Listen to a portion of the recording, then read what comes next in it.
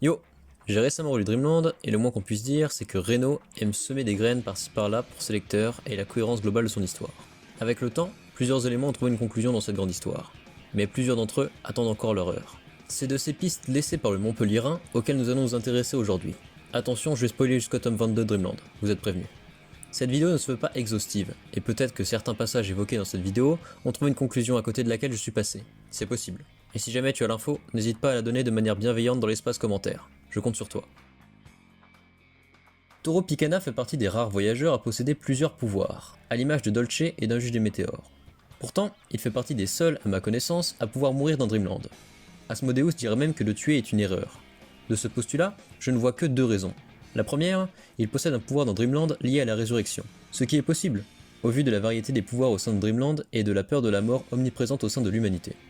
La seconde raison serait que Toro possède nombre de phobies, et dès qu'il meurt, et redevient un rêveur, il est en proie à de nombreux cauchemars, et il vainc une nouvelle fois ses peurs. Cette théorie me semblait crédible, jusqu'à l'arrivée du tome 21, car elle expliquerait logiquement les nombreuses pertes de mémoire de Toro. De plus, nous voyons dans ce tome le premier voyageur à ma connaissance à redevenir voyageur après être mort au sein de Dreamland, Savan.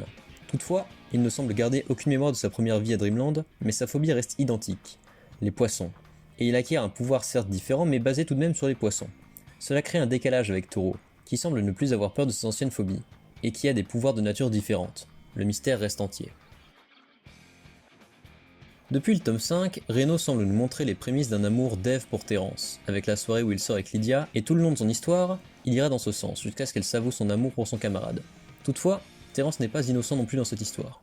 On se rappelle que le soir de sa première fois avec Lydia, il s'est branlé en pensant à Eve au sein de Dreamland, sans compter de nombreuses autres situations cocasses durant la première partie du manga. Une fois la Celestia Fest terminée, nous pensions toute cette histoire finie. Mais Reno nous remontre dans le songe 213 du tome 22 que cette histoire évolue, mais ne se finit pas. Ce chapitre a une narration simple, mais efficace, un découpage des plus basiques mettant en parallèle le quotidien de Terence et celui d'Eve.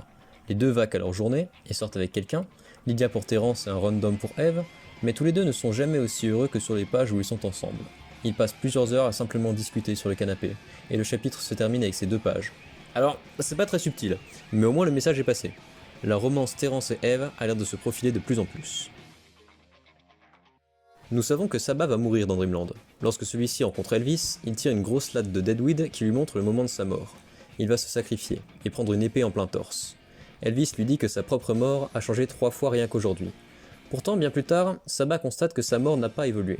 La question est, cette vision va-t-elle se réaliser? Est-ce un pseudo-suspense sur ce moment futur?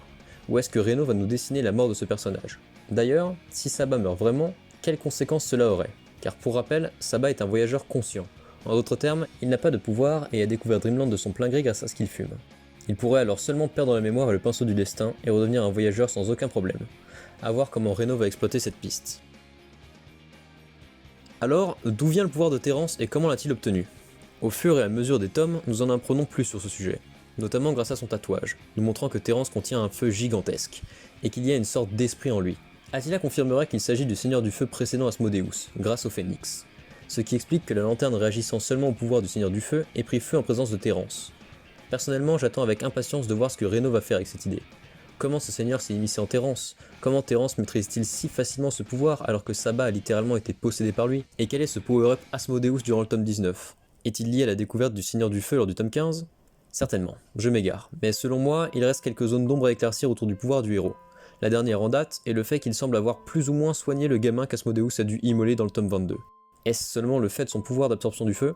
Je ne sais pas. Sans oublier Charlie, qui lui se nourrit des flammes des contrôleurs du feu qui l'achèvent. Qu'est-ce qui a fait qu'Attila ait délaissé le Seigneur du Feu? Est-ce le simple fait de vouloir s'élever dans Dreamland? Ça me semble trop simple. Il parle du désastre des premiers contrôleurs du feu. Qu'est-ce que ce désastre? Est-il lié aux 6 généraux de feu? D'ailleurs, qui sont-ils? Attila et Toro auraient pu en faire partie. Est-ce que leur passé y est lié? Et d'où sort la cicatrice sur le torse d'Attila? Il est possible que ces mystères soient tous liés, et je pense qu'on aura une réponse dans un futur proche, quand on voit à quel point le tome 22 est centré sur le pays du feu et son histoire. Je glisse ici que le passé d'Asmodeus semble aussi pointer le bout de son nez, mais il est possible que Reno l'ait déjà évoqué quelque part, donc cette info est à prendre avec des pincettes. Dans le tome 22, décidément assez riche en informations, on découvre que Dreamland possède des limites, du fait de sa surface plane, et qu'un groupe a essayé de les explorer, mais qu'une seule personne en est revenue. Est-ce lié au désastre des 6 généraux de feu? Asmodeus recherchant le contrôle et étant en possession d'un pays à la limite de Dreamland, il aurait pu lancer cette expédition. ce qui collerait avec le terme désastre des premiers dont a parlé Attila, et qui expliquerait sa cicatrice et le fait qu'il lâchait son seigneur. Ou alors serait-ce Freud, ce personnage plein de mystères? Freud est une véritable énigme dans Dreamland. Il est intimement lié à Jung, personnage qui commence à révéler certains de ses mystères mais qui semble connaître la plupart des tenants et aboutissants de l'univers de ce manga. De plus, il apparaît sur certaines pages montrant les personnages les plus importants de ce monde, aux côtés par exemple de Diego Monkey, et globalement la plupart des personnes tatouées par Lord Magos qui ne tatouent que les plus grands voyageurs. Le personnage de Freud recèle beaucoup de mystères, et je ne doute pas que Reno a une énorme idée derrière la tête avec ce personnage. Toujours dans le tome 22, qui est clairement mon préféré de la série, Jung, dont je ne rappelle pas les connaissances sur les mystères de Dreamland, lâche une info. Ils ont eu du mal à sortir Terence du royaume du feu lorsqu'il est devenu voyageur. Une question arrive alors sur le tapis. Qui a assisté Jung dans cette tâche? Et honnêtement, je ne pense pas qu'on puisse deviner qui l'ait assisté. Le seul personnage que l'on connaît et qui était vraisemblablement encore en vie et qui aurait pu avoir des objectifs communs avec Jung, à mon avis c'est Kael. Celui-ci aurait vu dans l'une de ses visions les exploits du groupe de Terence à la Celestia Fest et au sein de la guerre qui s'annonce. Et il aurait certainement fourni de l'aide à Jung pour sortir Terence de ce royaume. On sait que Jung est une célébrité à Dreamland, et qu'il sait que l'arrivée de Terence signifie que le destin s'est mis en branle. C'est la seule possibilité que je vois, mais je n'y crois pas trop. Hâte de voir où cela va mener.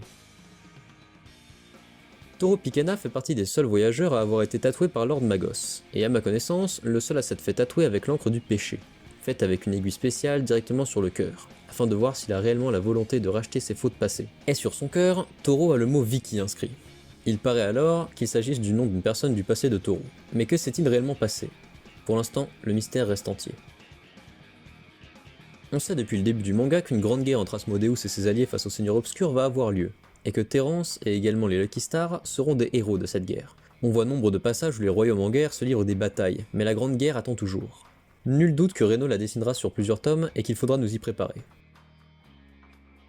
Kael dit à Dolce que la fin de sa malédiction sera peut-être réglée par Attila. Toutefois, l'arrivée de Terence rabat les cartes, et le héros fait partie des potentiels tueurs du corbeau. On sait que celui-ci s'est retranché dans le royaume obscur et qu'une cloche vers Edenia se trouve là-bas. Qui plus est, on sait que les Lucky Stars vont participer à la Grande Guerre. Il n'est donc pas illusoire de penser que Terence pourrait tuer le corbeau. Le doute reste permis, car la prédiction de Kael n'est pas sûre, et que Dolce semblait avoir été débarrassé de la malédiction du corbeau lors de la Celestia Fest. Toutefois, celui-ci lui hante toujours. Lors de sa fuite, le corbeau mitraille Saba de mauvaises intentions, cependant, celles-ci sont toutes absorbées par le pinceau du destin. Le narrateur dira qu'un nouvel artefact vient de naître à Dreamland. Pourtant, le pinceau ne semble pas réellement avoir changé.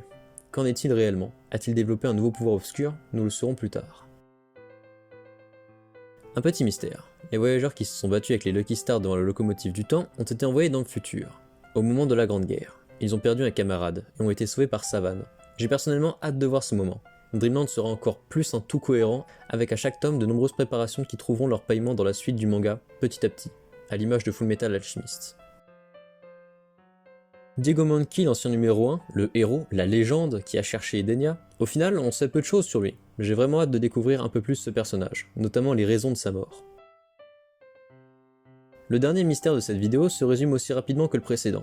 Dans les premiers tomes, on voit Maniac entrer dans un arbre et écouter son souhait. Il ne me semble pas que l'on sache quel est ce souhait. Surtout qu'il laisse le peuple de cette contrée se faire anéantir car il a quelque chose de plus urgent et important à faire. Qu'est-ce donc? Tous ces mystères trouveront certainement leur conclusion. En lisant Dreamland, on se rend compte à quel point tout est lié, et que Reno a déjà prévu la suite de son histoire. Il n'avance pas à l'aveugle. Il a fallu plusieurs années pour avoir certaines réponses, et pour certains mystères dont on a parlé aujourd'hui, Reno nous donne fréquemment du grain à moudre, afin de nous montrer qu'il n'oublie pas ces détails de l'intrigue, mais qu'il compte les raconter ultérieurement. N'hésite pas à me dire quelles réponses tu attends dans Dreamland. En attendant, je te dis à la prochaine.